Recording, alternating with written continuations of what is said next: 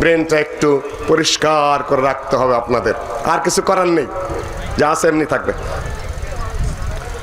আহলুল হাদিসের উপরে অনেকগুলো ঐতিহাসিক বক্তব্য আমি বিভিন্ন ফাংশনে উপস্থাপন করার চেষ্টা করেছি। বিষয়গুলোর অনেক কিছুই আল্লামা আব্দুল্লাহ আল কাফি তার আহলে হাদিস পরিচিতি লিখে গিয়েছেন। ডক্টর গালেব সাহেবও তার থিসিসে অনেক কিছু জড়ো করেছেন, এবং আমিও আরবি থিসিসে সালাফি আন্দোলনের উপরে সৌদি আরবে যে এমফিল থিসিস করেছি সেটার মধ্যেও কিছু সংরক্ষণ করার চেষ্টা করেছি। তবে সালাফি এবং আহলুস সুন্নাহ নিয়ে আহলে হাদিসের সাথে বর্তমানে কিছু ভুল বুঝাবুঝির সৃষ্টি করা হচ্ছে, সেই জন্যই সম্ভবত জামান বিষয়টাকে নতুন করে উপস্থাপনার জন্য আমাকে ইশারা করেছে। আমরা জানি কোরআন এবং হাদিস উভয়টি কি? উভয়টি হাদিস। একটি হলো আল্লাহর হাদিস, আরেকটি হলো নবী মুহাম্মদ সাল্লাল্লাহু আলাইহি ওয়াসাল্লামের হাদিস। আল্লাহু নাযালা আহসানাল হাদিস, আল্লাহ পাক অবতীর্ণ করেছেন উৎকৃষ্ট হাদিস। সেটা কোন হাদিস? আল্লাহর কালাম হাদিস। আর নবী সাল্লাল্লাহু আলাইহি ওয়াসাল্লামের হাদিস সেটা হলো আল্লাহর নবীর কথা, আল্লাহর নবীর কাজ, আল্লাহর নবীর সমর্থন। এই পর্যন্তই রেখে দিলাম, বাকিগুলা নিয়ে আর আমি কথা বলছি না। দুটোই হাদিস এবং দুটোই ওহী। ওহী দুই প্রকার, একটি হলো ওহী মাতলু, আরেকটা হলো ওহী গায়রে মাতলু। ওহী মাতলু হলো যে ওহীর ভাব, ভাষা, বিষয়বস্তু আল্লাহর পক্ষ থেকে, এবং বক্তব্য, কথা, ভাষা, কালাম সেটিও আল্লাহর। সেটি কি? সেটি কোরআন কালামুল্লাহ। আর যে ওহীর ভাব, ভাষা, বিষয়বস্তু আল্লাহর পক্ষ থেকে, কিন্তু ভাষাটা নবী মুহাম্মদ সাল্লাল্লাহু আলাইহি ওয়াসাল্লামের, সেটার নাম কি? হাদিস। সুতরাং কোরআন বলে এবং হাদিস বলে উভয়টি আল্লাহর পক্ষ থেকে। একটির ভাষা আল্লাহর কালাম, আরেকটি হলো নবী মুহাম্মদ সাল্লাল্লাহু আলাইহি ওয়াসাল্লামের কালামের মাধ্যমে প্রকাশিত। পরিষ্কার হয়েছে বিষয়টুকু? বিষয়টুকু এখন পরিষ্কার হয়েছে না আরো ঝাপসা রয়ে গেছে? বিষয়বস্তু কালাম দুটোই আল্লাহর, সেটা হলো কোরআন। বিষয়বস্তু আল্লাহর পক্ষ থেকে, কালাম এবং ভাষাটা আল্লাহর নবীর, সেটা কি? সেটা হাদিস। সুতরাং হাদিস বলতে আমরা এখানে বুঝাচ্ছি, আহলুল হাদিস বলতে আমরা যারা বুঝাই তারা এভাবেই ব্যাখ্যা করছি, আল্লাহর কালাম এবং রাসূলের হাদিস এ দুটি যারা একসঙ্গে মানে, একসঙ্গে পড়ে, একসঙ্গে আমল করে, প্রচার করে, প্রতিষ্ঠার প্রচেষ্টা করে, এবং এই উভয় হাদিসের বিরুদ্ধে যত ধরনের আক্রমণ আসে, এর বিরোধিতা যেখানে হয়, তার বিরোধিতা যারা করে, চিরজীবন যারা এই দুইটি প্রতিষ্ঠার সংগ্রাম করে, এবং এই দুটি যারা বিকৃত করে, এবং এই দুটোকে যারা নষ্ট করার চেষ্টা করে, এই দুটোকে যারা মাঠ থেকে তুলে দিতে চায়, তাদের বিরুদ্ধে যারা জীবন সংগ্রাম করে, তারাই আহলুল হাদিস। মাথায় ঢুকেছে? তবে আমার শুধু বারবার বুঝাতে থাকতেই হয়, বুঝাইতে থাকতেই হয়। কেন যেন মাথায় ঢুকে না, কেন যেন বুঝতে চাই না, কেন যেন এড়িয়ে যেতে চাই, সেই কিস্সাটা আমি বারবার বলে থাকি। আজকেও সেটা একটু ইশারা দিয়ে যাই। ট্রেনে যাচ্ছিল এক শিখ এবং এক পাঠান। পাঠান তো মুসলমান, আর শিখ তো হলো জানেনি মুসলিম বিদ্বেষী। শিখের মাথায় তো সুন্দর পাগড়ি, মুখের মধ্যে লম্বা দাড়ি, মানুষ তো হলো উঁচা, নাকও লম্বা, চেহারা সুশ্রী, বসে আছে রেলের বগির মধ্যে। পাশে বসে আছে পাঠান। তো পাঠানেরা আবার খুব বেশি সুফি বুজুর্গর ভক্ত, অন্ধ তাকলিদ, কঠিন মুকাল্লিদ। শিখকে দেখে মনে করেছে এ তো আল্লাহর এক ওলি বুজুর্গই হবে। গিয়ে সালাম দিছে, আসসালামু আলাইকুম সুফি সাহাব মেরে লিয়ে দোয়া করনা। শিখ তো রাগে অস্থির হয়ে গেছে, मैं सूफी थोड़ा ही हो, मैं सिख सरदार है। আমি আমার সুফি হইলাম কোথা থেকে বেটা? আমি শিখ সর্দার। पठान बोले साला तुम सिख हो, मौका मिल गया, चाकू पकड़ते बाहर कर बोले अभी तुमको कत्ल करूंगा। তুমি বেটা শিখ সর্দার, বগির মতো আর কেউ নাই, সুযোগ পেয়ে গেছি, এখন আমি তোমাকে হত্যা করব। শিখ বলে মেরা কসুর কি, আমার দোষ কি? যে कसूर कुछ भी नहीं। उलमा से सुना है कि कोई अगर किसी काफिर को कत्ल करेगा तो उसको जन्नत मिल जाएगा। কেউ যদি কোনো কাফেরকে কতল করে তার সে জান্নাতে চলে যাবে। আজকে সুযোগ পাইছি, তোমার খুন করে আমি জান্নাতে চলে যাব। শেখ বলছে বাঁচনা কে क्या तरीका हो बताओ, বাঁচার পথ কি সেটা বাতাও। যে মুসলমান होना पड़ेगा, যে মুসলমান হয়ে যেতে হবে। যে ঠিক है मैं मुसलमान होने के लिए तैयार हो, मुसलमान हो जन मैं प्रस्तुत। যে তো क्या करना, যে कलेमा पढ़ना है, कलेमा, যে कलेमा पढ़ते হবে, तो कलेमा सिखाओ, कलेमा सिखाओ। পাঠান চুপ। শেখ বলছে कलेमा सिखाओ, পাঠান নীরব। শিখ তো আস্তে আস্তে রাখতেছে যে कलेमा सिखाओ, जल्दी सिखाओ, ওখানে खिड़की से फेंक दूंगा, চলন্ত ট্রেনের জানলাতে বাইরে ফেলাই দেবো, তাড়াতাড়ি কালেমা শিখা। পাঠান আস্তে আস্তে বলে কি सरदार जी माफ कर देना, मुझे भी कलेमा नहीं आता है, माफ कर देना, আমি নিজেও কালেমা জানি না। গরম মুসলমান। আহলুল হাদিসকে আহলুল হাদিস শিখাইতে শিখাইতে, বুঝাইতে বুঝাইতে, বক্তৃতা করতে করতে এখনো তাদের মাথায় কিছুই ঢোকে না। সমস্যা হলো এই জায়গায়। সম্মানিত উপস্থিতি, আমি আবার বলে দিচ্ছি, সাহাবীদের জামাত, তাবেঈদের জামাত, তাবে তাবেঈদের জামাত কোরআন এবং সহিহ হাদিসের নিঃশর্ত অনুসরণের পদ্ধতি যারা অনুসরণ করে তারা আহলুল হাদিস। এর অর্থ এই নয় যে আমরা হানাফিদেরকে কটাক্ষ করছি, আমরা শাফিঈদেরকে এড়িয়ে চলছি, মালিকীদেরকে প্রত্যাখ্যান করছি, হাম্বলীদেরকে প্রত্যাখ্যান করছি। নো, কখনো নয়। আমরা আমাদের কথা বলছি, যারা হাদিসের অনুসরণ করেন তারা শাফি হন, হানাফি হন, মালিকি হন, হাম্বলী হন, আলহামদুলিল্লাহ তারা আহলুস সুন্নাহ ওয়াল জামাতের অন্তর্গত। আমরা তাদেরকে বাহিরের কাউকে মনে করি না। তবে পার্থক্য তো আছেই। আমরা আল্লাহ, নবী এবং আমার নিজের মধ্যে কোনো মধ্যস্থতা মানি না, কোনো পীর মানি না, কোনো ওলি মানি না, কোনো দরবেশ মানি না, কোনো ইমাম মানি না, মাঝখানে আমরা কাউকে মানি না। আমাদের ডাইরেক্ট ইমাম, ডাইরেক্ট নেতা হলেন নবী মুহাম্মদ সাল্লাল্লাহু আলাইহি সাল্লাম। আমরা ইমাম আবু হানিফাকে সম্মান করি, শ্রদ্ধা করি, ইমাম শাফিকে সম্মান করি, শ্রদ্ধা করি, ইমাম মালিককে সম্মান করি, শ্রদ্ধা করি, ইমাম আহমদ ইবনে হাম্বলকে সম্মান করি, শ্রদ্ধা করি। কিন্তু তাদের মাযহাব না মানলে আমার ইসলাম সহি হবে না, বা তাদের নামের মাযহাব আমাদের মানতেই হবে, এটা আমরা বিশ্বাসই করি না। ইয়াউমা নাদউ কুল্লা উনাসিন বিইমামিহিম, কিয়ামতের মাঠে প্রত্যেক লোককে ডাকা হবে তাদের ইমামের সাথে। এই আয়াতের তাফসীর করতে গিয়ে ইমাম ইবনে কাসির বলেছেন, হাযা আকবারু শরাফিন লিআসহাবিল হাদিস।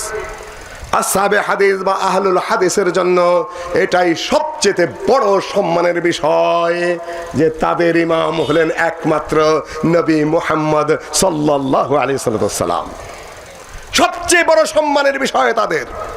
যদি আমরা কোনো তরিকার কথা মনে করি, কাদেরিয়া তরিকা, চিশতিয়া তরিকা, তারপরে মুজাদ্দেদিয়া তরিকা, তারপরে অমুক তরিকা, তমক তরিকা, মাঝখানে একজন তো লোক এসেই যায় নাকি? যদি মনে করি যে আমি অমুক মাযহাবের, মাঝখানে তো একজন লোক এসেই যায় নাকি? আর যখন বলে আমি আহলুল হাদিস বা মুহাম্মদি তরিকা, তখন একটি ব্যক্তি থাকেন, তিনি কে? নবী মুহাম্মদ সাল্লাল্লাহু আলাইহি ওয়াসাল্লাম কিংবা সাহেবে হাদিস, যার হাদিস নিয়ে কথা বলছি, একমাত্র তিনি মাঝখানে থাকেন। অন্যরা যা করেন সেটা নিয়ে আমাদের কোনো আপত্তি নাই। তারাও নবী মুহাম্মদ সাল্লাল্লাহু আলাইহি ওয়াসাল্লামকে রাসূল বলেই মানেন, নবী বলেই মানেন, এবং কোরআনের সাথে হাদিসকে তারা শরীয়তের উৎস হিসেবে মানেন। কাজেই তাদেরকে আমরা সশ্রদ্ধ চিত্তে আহলুস সুন্নাহ হিসাবে আমরা কি করি? বোঝা যাচ্ছে আমার কথা? না, খুব বেশি মানুষ খুব ভালোভাবে বুঝতে পারছেন এটা মনে হচ্ছে না। বুঝতে আপনাকে হবেই, পৃথিবী আপনাকে বুঝাবে। কথাই বলে, যাকে বাবা মা না শিখায় তাকে পৃথিবী তাকে শিক্ষা দেয় পথে ঘাটে। শিখতেছেন না, শিক্ষা পাবেন, জটিল ভাবে শিক্ষা পাবেন। আপনি মাঠ ছেড়ে দিয়ে দাঁড়িয়ে থাকবেন, মাঠ আপনাকে ছেড়ে দাঁড়িয়ে থাকবে না, আপনাকে শায়েস্তা করেই ছাড়বে। কাজেই যত দ্রুত আয়ত্ত আনবেন তত দ্রুত ফয়সালা হবে, তত দ্রুত অবস্থান নিয়ে দাঁড়িয়ে থাকতে পারবেন। আপনার শক্তি, সামর্থ্য, সততা, ন্যায় নিষ্ঠা, আপনার অবস্থা এবং দৃঢ়তার জানান এই বাংলাদেশকে দিতেই হবে, সারা পৃথিবীকেই দিতে হবে। আমরা আহলুল হাদিস। নড় বড় তর বড় কথার যুগ নেই আর। পরিষ্কার কথা, পরিচ্ছন্ন কথা, সাফ কথা, এখানে দ্বিতীয় কোনো কথার অবকাশ নেই। তবে আবার আহলে হাদিস বলতে গিয়া অমুকে কাফের, অমুকে ফাসেক, ইমাম আবু হানিফার বিরুদ্ধে গালিগালাজ অনেকে করে থাকেন। না, ওগুলো স্টাইল নয় আমাদের। আমরা হালকা জনপ্রিয়তা লাভের চেষ্টা করি না। আল্লামা আব্দুল্লাহ আল কাফি আল কুরাইশি সাহেব তার আহলে হাদিস পরিচিতির মধ্যে লিখে গেছেন, we are not the cheap popularity monger. আমরা সস্তা জনপ্রিয়তা লাভের জন্য মাঠে ময়দানে দৌড়াই না। সস্তা জনপ্রিয়তা লাভে নারায়ে তাকবীর, আল্লাহু আকবার, জিন্দাবাদ, এক পথে আসলাম আর এক পথে গেলাম, নো। ভিত্তি মজবুত, শিকড় মজবুত, কাণ্ড মজবুত, ডালপালা আছে, ফল ফ্রুট আছে। হাওয়া কথায়, বেহুদা কথার ভিত্তিতে কোনো কম দাঁড়িয়ে থাকতে পারে না। সম্মানিত উপস্থিতি, আহলুল হাদিস প্রসঙ্গে আমি আর বেশি কিছু বলতে চাই না, যেহেতু আরো দুটি বিষয় আমার সামনে রয়ে গেছে, সংযোগ করে আবার আমার ফিনিশিং দিতে হবে নির্ধারিত সময়ের মধ্যে। আহলুল হাদিস আগে না চার মাযহাব আগে? কোনটা আগে? এ নিয়েও প্রসঙ্গ তুলছেন পথে ঘাটে। আমরা তো মাঠে ময়দানে ওয়াজ করি, কিন্তু এই দিয়ে পৃথিবী চলে না। পৃথিবী চলে চিন্তায়, পৃথিবী চলে থটে, পৃথিবী চলে থিমে, পৃথিবী চলে ক্রেডে, পৃথিবী চলে বিশেষজ্ঞদের নীতি নির্ধারণে। সারা একটা দেশ চালায় কয়েকজন সচিবে, তাদেরকে কেউ চিনেও না। থিম লাগে, থট লাগে, পরিকল্পনা লাগে, চিন্তা লাগে, বোধ শক্তি লাগে, গতিবিধি লাগে, প্ল্যানিং করতে হয়, তারপরে গোটা কম নিয়ে আগাতে হয়। বহুত কিছু ভাবার চিন্তা ভাবনা রয়েছে। কোনটা আগে বলুন?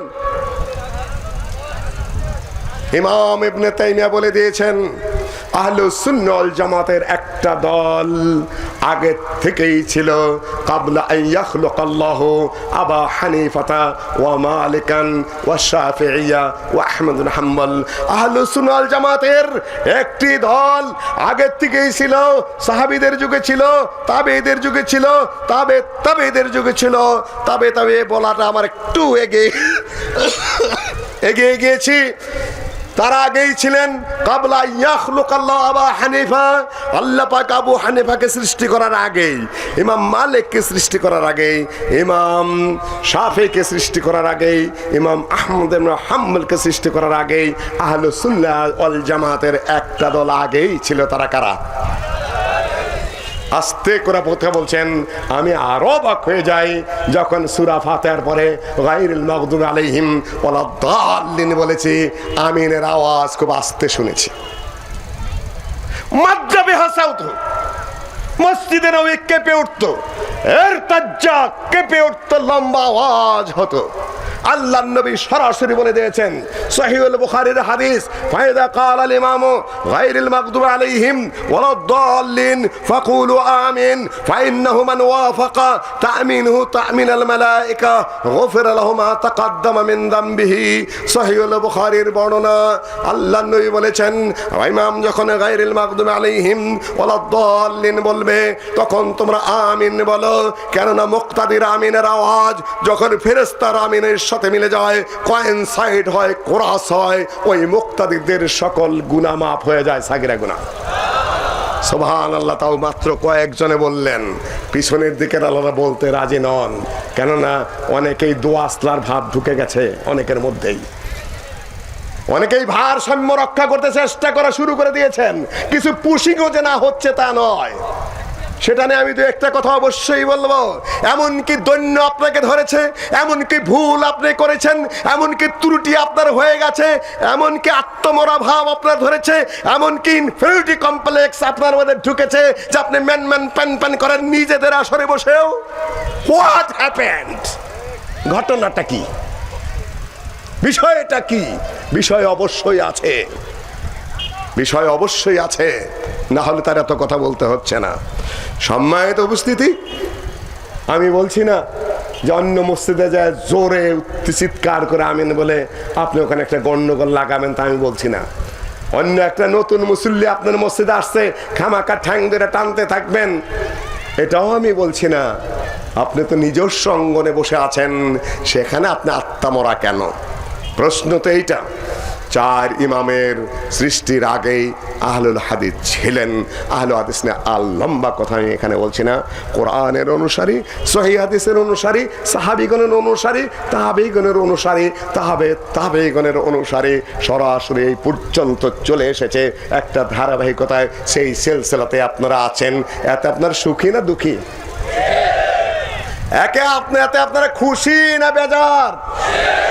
সম্মানিত উপস্থিতি, আগেই বলেছি আপনার সস্তা জনপ্রিয়তার পথে হাঁটছি না।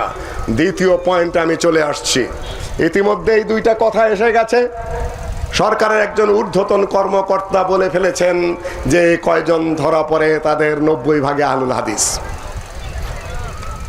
সত্য মিথ্যা আমি জানি না, আমি কিছু বলবো না। নতুন অফিসার হয়তো বিষয়টা স্টাডি করে সারেন নাই। আপনার কাস্টডিতে কয়জন ধরা পড়া আছে, তার মধ্যে কয়জন, আর তারা জাত আহলে হাদিস কিনা? আমি অস্বীকার করব না যে কিছু সংখ্যক ছেলে জঙ্গিবাদে ধরা পড়েছিল না, তা নয়। কিন্তু তার মধ্যে আমি বুক ফুলিয়ে এই মাঠে উচ্চ কণ্ঠেই বলে যেতে চাই, আমাদের খাঁটি আহলে হাদিস 46 জন ধরা হয়েছিল গত সরকারের আমলে। 46 জন ভুলভাবে ধরা হয়েছিল। ডক্টর গালেব, শেখ আব্দুস সামাদ সালাফি, নুরুল ইসলাম, আজিজুল্লাহ সহ 46 জনের 46তম ব্যক্তি গত মাসে আলহামদুলিল্লাহ হাইকোর্ট, সুপ্রিম কোর্ট থেকে নির্দোষ খালাস হয়ে বেরিয়ে এসেছে। একদম হয়রানির জন্য আমরা বিরক্তি প্রকাশ করছি, কিন্তু কোর্টকে ধন্যবাদ যে শত প্রকারের তদন্তের পরে আমাদের যে কজন খাঁটি সহিহ আহলে হাদিস ভুলভাবে ধরা হয়েছিল তাদের প্রত্যেকটাই হাইকোর্ট, সুপ্রিম কোর্ট থেকে নির্দোষ খালাস হয়ে বেরিয়ে এসেছে। তারপরেও আপনি বলবেন যে 90 ভাগে আহলে হাদিস, যে খাঁটি আহলে হাদিস একজন সন্ত্রাস করেনি। দুই প্রকারের রয়েছে। এক প্রকার হলো আহলে হাদিস বংশে জন্মগ্রহণ করে ভুল পথে চলে গেছে, সে আহলে হাদিস নেই, নাহলে সন্ত্রাসী পথ ধরবে কেন? আমরা তাদেরকে আহলে হাদিস মানি না। এক। দুই, কিছু সংখ্যক মানুষ আছে তারা আসলে আহলে হাদিস নয়, আমিন বলে, রফলে দেন করে, অন্য চিন্তায় ধরা খেয়ে গেছে। সেই সকল নাম আমি বলতে চাই না, কাউকে আমি আমার মুখ দিয়ে বিপদে ফেলতে চাই না। তবে সন্ত্রাসী যদি সন্ত্রাসী হয়, ইসলামও বলবে তার বিচার হোক, দেশের আইনও কি বলবে তার বিচার হোক, সেখানে আমার কোনো নমনীয়তা নাই। কিন্তু আমি খোঁচাখুচি পছন্দ করি না। মাননীয় পীর সাহেব নাকি বলেই ফেলেছেন আমাদের সেই ঊর্ধ্বতন কর্মকর্তার সূত্র ধরে 90 ভাগে যে আহলে হাদিস হয়, তাহলে আহলে হাদিসের বিরুদ্ধে অ্যাকশন নিচ্ছেন না কেন? পুলিশকে উস্কিয়ে দিচ্ছে পীর সাহেব। তাদেরকে দেশ থেকে বের করে দিচ্ছেন না কেন? পীর সাহেব আপনার কয়জন মুরিদ আছে আমার হিসাব দেন তো দেখি। 10-20টা সেলা মাছ একটা নদীতে থাকে, ওই কয়টাই 100 জায়গায় টালা দেয়। 20-25টা পুঁটি মাছ থাকে একটা জায়গায়, ওই কয়টাই ঘুরে ঘুরে টালা দেয় বিভিন্ন জায়গায়। মানুষ মনে করে এই বিল ভরাবতে লক্ষ লক্ষ খালি সেলা মাছই আছে। আপনার কয়েকশো কয়েক হাজার মুরিদ আছে পথে পথে লাফায়, কেন লাফানি ছাড়া তো কোনো কাম নাই, কেবল বাসের মধ্যে লাফায় লাফায় নামছেন। ওই বাংলামির অভ্যাসটা রয়ে গেছে। বাঁশের মধ্যে কোনো ভদ্রলোক লাফায়, বান্দরে লাফায়। ওই বান্দরামি থেকে আমি এত শক্ত কথা বলতাম না, বলিও নেই কোনোদিন। যখন আপনি প্রশাসনকে উস্কে দেওয়ার চেষ্টা করছেন, তখন আমি বলতে বাধ্য হচ্ছি, আপনি সেই ডারউইনের বান্দরের বান্দরামি ওই বাঁশের মধ্যে কইরা করে নামছেন। এখন এই বান্দরামি স্বভাবটা যায় নাই, যদিও নামের মধ্যে পিশাব লাগাইছেন। আমরা বলবো না যে পিশাবকে ধরো, পিশাবকে মারো, পিশাবকে সভা বন্ধ করো। আমরা এই সকল কুকর্ম করি না, আমরা এই কুপথের পথিক না, বান্দরামিতে আমরা অভ্যস্ত নই। আপনি আপনার বক্তব্য সাহসিকতার সাথে দিতে থাকেন, কিন্তু এই কুকর্ম করে বেড়ায়েন না। ইসলাম এটাকে হারাম ঘোষণা করেছে।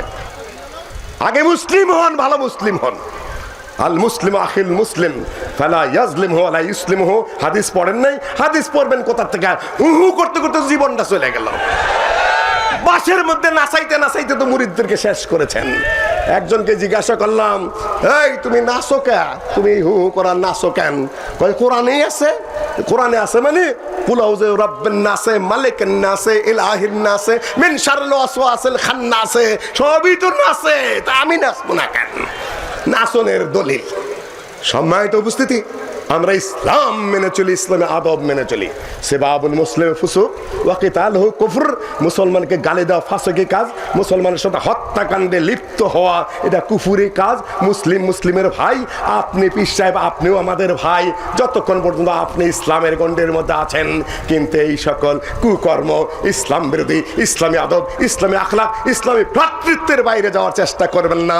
এ দেশে আপনার যদি 4-5 লক্ষ 10 লক্ষ মুরিদ থেকে থাকে, আপনার জানতে হবে এ দেশে 3.5 কোটি হিসাব করে আহলে হাদিস আছে।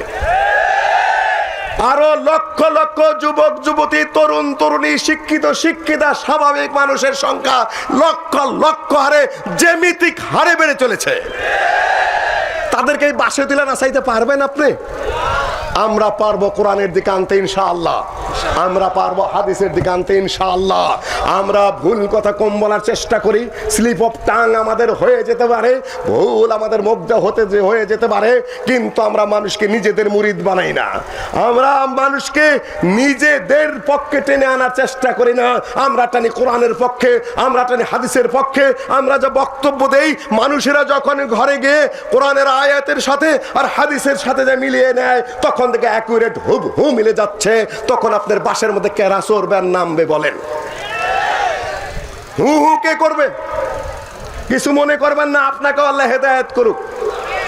আপনি আমার ভাই, হাত মিলান, আলহামদুলিল্লাহ। আর কিছু শিখার চেষ্টা করেন। জিকির বলে ইল্লাল্লাহ, জিকির বলে কোরআনে আছে।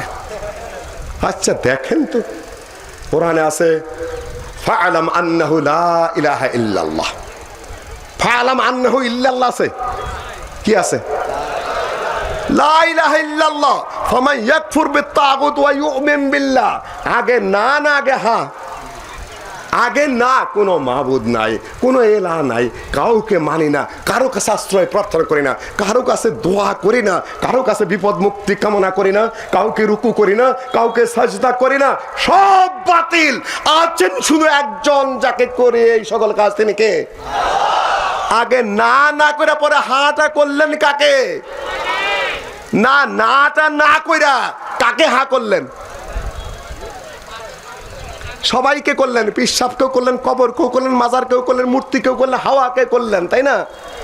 আগে সবকিছু না করার পরে থাকলো শুধু আল্লাহ, যাকে হ্যাঁ বলা যায়। আপনি একাই আমাদের এলা, আর কেউ নয়। খালি ইল্লাল্লাহ। ইংরেজি যারা জানেন তারা বলেন তো, বাট দিয়ে, অ্যাকসেপ্ট দিয়ে কোন বাক্য শুরু হয়? সংযোজক অব্যয়, বাট, অ্যাকসেপ্ট, কিন্তু এগুলা কোথায় আসে? মাঝখানে আসে না সব বাক্যের প্রথমে আসে? আগে বাক্য থাকতে হবে, তারপরে বাক্য থাকতে হবে, মাঝখানে আসবে বাট, অ্যাকসেপ্ট, কিন্তু ইত্যাদি, তাই না? খালি কিন্তু আল্লাহ, কিন্তু আল্লাহ, কিন্তু আল্লাহ, কিন্তু আল্লাহর অর্থ কি? ইল্লাল্লাহ জিকির জায়েজ। দলিল কি? ওইটাতে দলিল দিলেন কোরআনে কি আছে? সূরা 135 নম্বর আয়াত আলে ইমরানের ওয়াল্লাযিনা ইযা ফাআলু ফাহিশা। এই আয়াতের মধ্যে বলছেন যে ইল্লাল্লাহ আসছে। ইল্লাল্লাহ তো আসছে, ওটা জিকির করতে বলছে আপনাকে। কোরআনের মধ্যে কালব আসছে, কোরআনের মধ্যে খিনজির আসছে, শুয়োর আসছে, কুত্তা আছে বলে আপনি ওটা জিকির করবেন নাকি? ইয়া কালব ইয়া কালব ইয়া খিনজির বলতে থাকবেন নাকি? কোরআনে একটা শব্দ আসলে সেটাতেই জিকির করা যাবে? অর্থ শব্দ কিছু মিলতে হবে না? আর এটা হলো জুমলা ইতিরাদিয়া ওয়াও দিয়া, কঠিন ব্যাকরণের ধারায় আমি ঢুকতে চাচ্ছি না। ব্যাকরণ কতটুকু জানেন আরবের সেটা নিয়েও কথা আছে, সে নিয়ে আমি আজকে আর এই সংক্ষিপ্ত পরিসরে কথা বলছি না। আমি খুব দ্রুত গতিতে সালাফের মধ্যে ঢুকে যাচ্ছি।